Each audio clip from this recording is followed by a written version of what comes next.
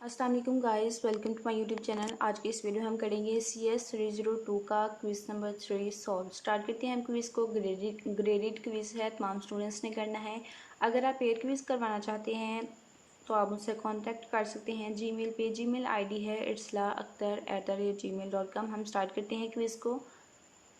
जो सबसे पहला हमारे पास MCQs है वो क्या है कि if S equal to 1 and R equal to 1, ठीक है, कि अगर S और R दोनों 1 हैं for negative edge triggered flip flop then Q into T plus 1 equal होगा किसके, ठीक है, कि अगर S और R 1 है negative edge triggered flip flop में तो फिर Q इंटू T प्लस 1 जो है वो इक्वल होगा किसके, 1 0 इनवैलिड या फिर इनपुट इज इनवैलिड। तो यहाँ पे जो हमारा करेक्ट और वेरीफाइड आंसर होगा वो होगा हमारे पास इनवैलिड।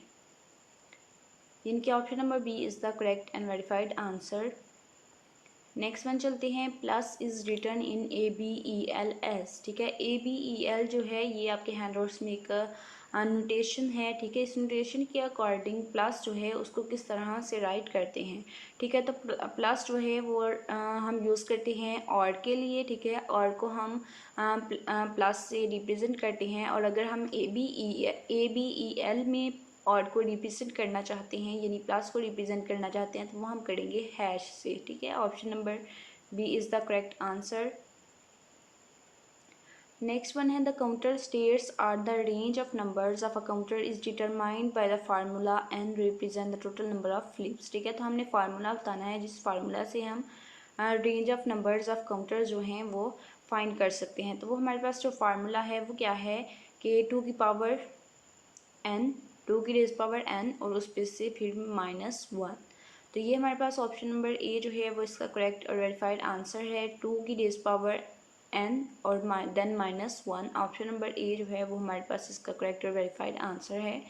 नेक्स्ट वन है इन designing any synchronous counter a modulus number is used which determine the number of dash used in a counter, ठीक है, कि आप कोई सिंक्रोनस काउंटर जो है उसको डिज़ाइन कर रहे हैं तो मॉड्यूल नंबर जो है वो हम यूज़ करते हैं डैश ऑफ नंबर को डिटरमाइन करने के लिए काउंटर में, ठीक है। तो वो हमारे पास नंबर ऑफ काउंटर्स होते हैं। तो ऑप्शन नंबर बी जो है वो हमारे पास इसका करेक्ट और वेरीफाइड आंसर होगा, ऑप्शन नंबर बी।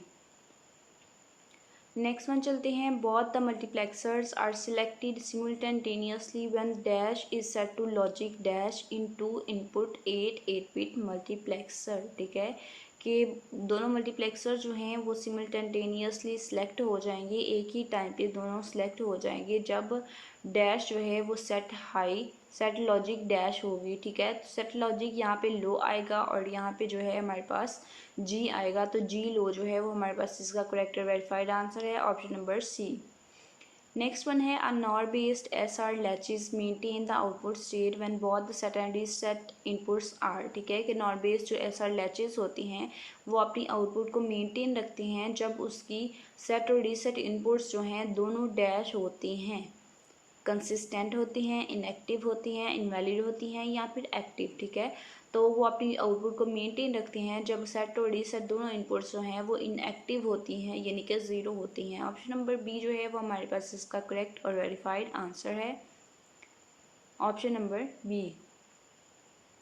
नेक्स्ट चलते हैं। In complex mode of GAL 16V8 OLMCs can be configured in dash ways, ठीक है। तो हम कितने वे से इनको कन्फिगर कर सकते हैं वो हमने बताना है। तो हम 4 वे से इनको कन्फिगर कर सकते हैं, सॉरी 4 नहीं 2 वे से हम इनको कन्फिगर कर सकते हैं। Option number B is the correct and verified answer.